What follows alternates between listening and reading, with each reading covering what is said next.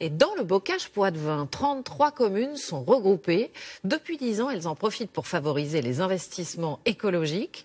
Ça fonctionne tellement bien que des emplois ont été créés, que 35% de l'énergie consommée sur le territoire est produite dans la communauté de communes et de manière renouvelable. C'est un dossier signé Yves Ginca et Ludivine Favrel. Un parc éolien, des panneaux solaires, une usine de méthanisation, des chaudières à bois. Le pays de Thouars, au sud d'Angers, est un territoire unique en France. Un tiers de l'énergie consommée par ses 36 000 habitants est d'origine renouvelable et non polluante. Tout a commencé ici, il y a 10 ans. La communauté de communes convertit cet ancien terrain militaire en parc solaire, 70 000 panneaux sur 40 hectares, de quoi fournir de l'électricité à 16 000 personnes chaque année, tout en bénéficiant de retombées financières conséquentes. Ce sont des terrains qui nous appartiennent, qui sont revenus dans le giron de la communauté de communes, qui sont loués aux opérateurs, qui génèrent donc des loyers, qui génèrent des recettes fiscales, et tout ça, ça sert aussi l'économie. Convaincus du résultat, les élus veulent aller plus loin. Avec une soixantaine d'agriculteurs et des industriels locaux, ils créent cette usine de méthanisation. Une production d'énergie constante 24 heures sur 24.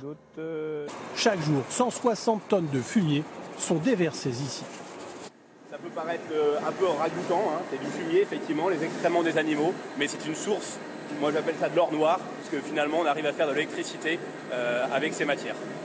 Le fumier alimente un vaste mélangeur, puis fermente plusieurs jours dans ses cuves. Le méthane, le gaz qui s'en dégage, est récupéré puis brûlé dans ce moteur pour fabriquer de l'électricité.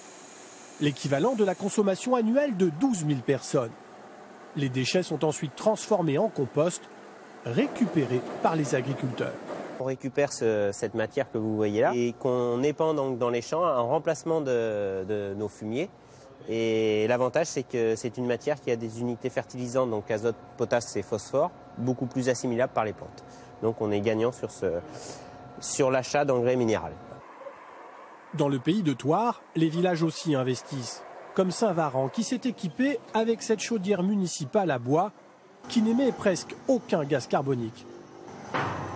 Cette simple installation fournit eau chaude et chauffage à une piscine municipale, un collège, une maison de retraite et un gymnase. Et les efforts ne s'arrêtent pas là, tout est fait pour économiser l'énergie. Comme ce pôle santé, chaque nouveau bâtiment construit consomme moins d'énergie qu'il n'en produit grâce aux panneaux solaires. Allez-y, installez-vous. Et pour inciter les habitants à économiser l'énergie, 8 techniciens comme Delphine Maisonneuve proposent gratuitement leurs conseils.